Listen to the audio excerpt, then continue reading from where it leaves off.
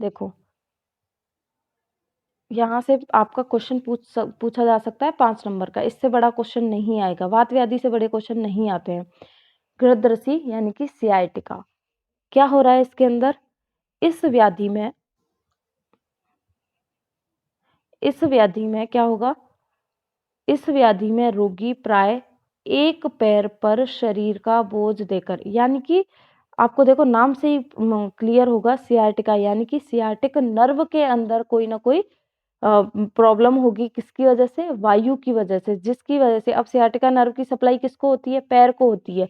तो उस एक पैर में, या हो सकता है एक ही पैर में हो सकता है दोनों पैर में हो, तो जिस भी पैर में होगा उस पैर से वो व्यक्ति चल नहीं पाएगा, तो वो अपनी पूरी बॉडी का बोझ किस पर रखेगा? दूसरे पैर पर रखेगा। तो वही बात पहली लाइन में लिखी हुई है, इस व्याधि में रोगी प्राय एक पैर पर शरीर का बोझ देकर चलता है, कि अगर एक पैर की जो सियाटिका नर्व है उसके अंदर कोई प्रॉब्लम हो रखी है, तो उस पैर से वो चल नहीं पाएगा। उस पैर से चल नहीं पाएगा तो पूरी बॉडी का बोझ अगले पैर पर चला जाएगा। तो ऐसे ही इसको पहचाना जाता है कि एक पैर से कैसे चल रहा हो? लंगड़ा के चल रहा हो। तो एक पैर पर शरीर का बोझ होगा तो ऐसे ही चलेगा। और इसमें एक शब्द भी आता है, अगर यहाँ नहीं लिखा है तो आप लोग सुन लीजिएगा, गिद्ध जैसी चाल जिसके अंदर हो जाती है। गिद्ध जैसी चाल संहिताओं में लिखा हुआ है, गिद्ध जैसी चाल इस व्याधि के अंदर हो जाती है, इसीलिए इसको गृध्रसी बोला जाता है। इसीलिए इस व्याधि का नाम गृध्रसी बोला गया। तो गृध्रसी में प्रकोपित वात, स्फिग प्रदेश से की वात वाहिनियों का प्रक्षोभ होता है, यानी कि सियाटिका नर्व में क्या कर दिया? प्रक्षोभ कर दिया। और स्फिग प्रदेश से वेदना प्रारंभ होकर, अब देखना, पैर से, कमर से लेके पैर के टो तक, 1 बाई 1 हर स्ट्रक्चर में प्रॉब्लम होगी, कहाँ हर पार्ट में दिक्कत होगी। स्फिग प्रदेश यानी कि बटक रीजन से स्टार्ट होगी वेदना, और कहाँ का जाएगी? कट्टी, उरु, थाई रीजन पर, जानू, नी जॉइंट पर, जंगा, लोअर वाले लेग में, और पाद यानी कि फुट पर। इस मार्ग से कहाँ तक जाएगी? टो तक, फिंगर्स तक जाएगी, उंगली तक संचार होती है। आपको स्टार्ट ऊपर से करके नीचे तक 1 बाई 1 हर पार्ट का नाम लिख लेना है, क्योंकि सियाटिका नर्व की सप्लाई एकदम एंड तक होती है।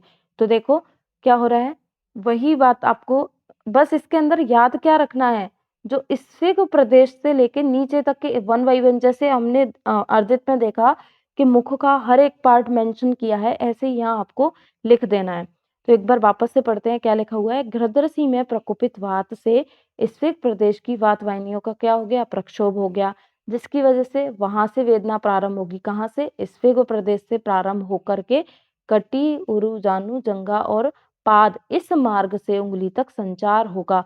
और इस तरीके की अगर वेदना हो रही है तो उस डिजीज का नाम है गृध्रसी। संप्राप्ति क्या होगी? निदान सेवन किया।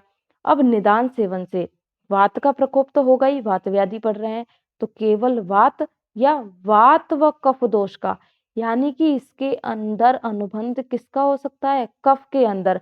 अगर वो प्रकोपित वायु कफ को अपने साथ नीचे लेके गमन कराती है तो पैर में स्टिफनेस भी देखने को मिलेगी। तो इसके अंदर पहली बात तो आपको याद रखनी है कि पित्तज गृध्रसी नहीं होती है, या फिर अकेली कफज गृध्रसी नहीं होती है। कौन सी गृध्रसी होती है? वातज और वात कफज। सबसे इंपॉर्टेंट बात है ये, बहुत फेमस क्वेश्चन है 2 नंबर का, ये हर बार आता है, बहुत बार पूछते हैं, क्योंकि अर्दित की तरह ही इसको लिखे आते हैं कि वातज, गृध्रसी, पित्तज और कफज। अगर किसी को नहीं पता है तो वो ऐसे ही लिख के आता है, लेकिन आपको याद रखना है, आप लोगों ने पढ़ चुके हो, तो अगर क्वेश्चन आ जाए तो आपका गलत नहीं होना चाहिए।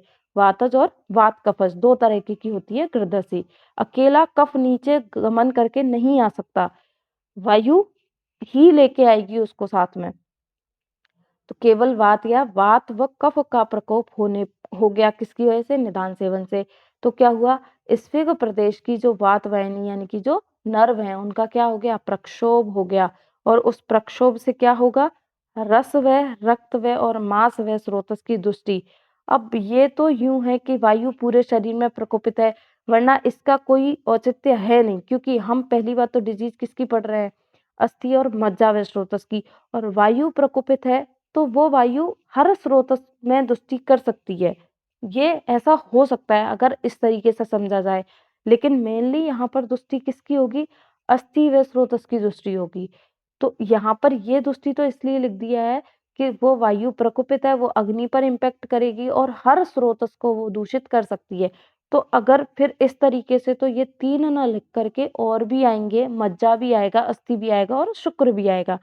तो स्रोतस दृष्टि आप लिख सकते हो और अगर इसे स्किप भी करो तो कर सकते हो।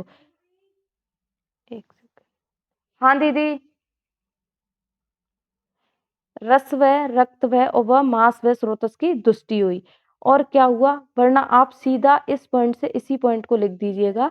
स्फिक, कटी, उरु, जानु, जंगा, पाद प्रदेश में क्रमशः क्या होगी, वेदना होगी और वेदना होगी। अगर ये वेदना इसी तरह से संचारी हो रही है, इसी तरह से मतलब स्फिक से कटी पे गई, कटी से फिर थाई पर गई, फिर पटेला पर गई, फिर जंगा पर गई और फिर फुट में गई, उससे इस तरीके से सीक्वेंस होकर के वेदना हो रही है, तो वो क्या है, ग्रदर्शी रोग है।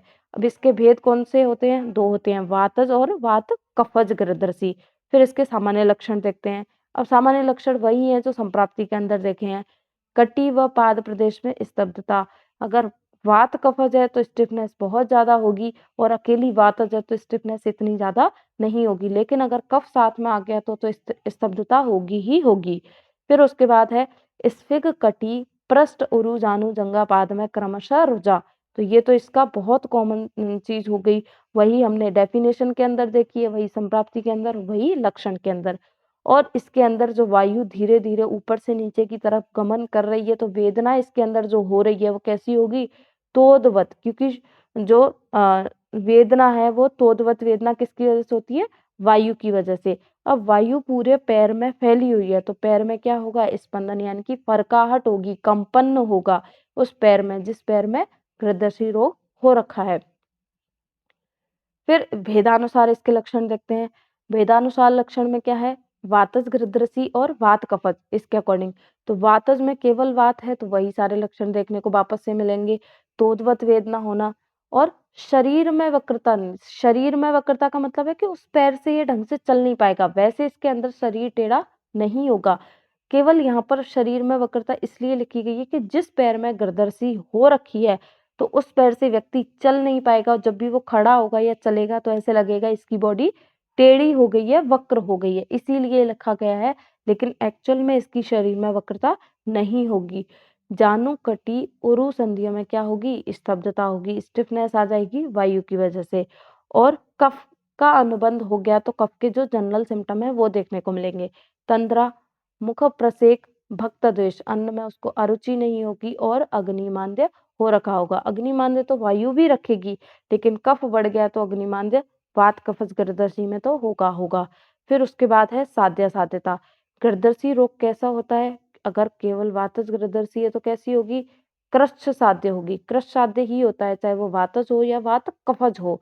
यहाँ पर ये रोग कृच्छ साध्य ही होता है, क्योंकि अगर अब यहाँ पर बात जैसे औरों के अंदर मैंने क्या बोला है कि कफ का अनुबंध हो जाए या पित्त का अनुबंध हो जाए तो वो साध्य होगा, लेकिन ये कृत साध्य क्यों है, क्योंकि आप एक चीज सोचिए कि गृध्रसी में वो जो वायु है वो कफ को कहाँ लेके जाएगी, पैर में लेके जाएगी, ठीक है। अगर ये कफ को वायु कहीं और लेके जाती तो हम उसकी चिकित्सा करके वमन के द्वारा इस दूषित कफ को बाहर निकाल सकते थे, यानी कि ये चिकित्सा साध्य हो जाता। लेकिन जैसा उरु स्तंभ के अंदर होता है वैसा ही इसके अंदर होता है थोड़ा थोड़ा, कि ये जो कफ है जो वायु के साथ पैर में चला गया है, अब आप उस पैर में स्थित कफ को चाहे कितना भी वमन दे लो, वमन तो केवल कोष्ठ पर काम करेगा, पैर से पैर में उपस्थित कफ को बाहर नहीं निकाल सकता। वमन किसको बाहर निकालता है, कोष्ठ में स्थित स्थित कफ को बाहर निकालता है। इसलिए जो पंचकर्म वाली चिकित्सा है वो इसमें हेल्प इतना नहीं करेगी, स्पेशली वमन और विरेचन, उनसे ये रोग जो है वो क्योर नहीं होगा।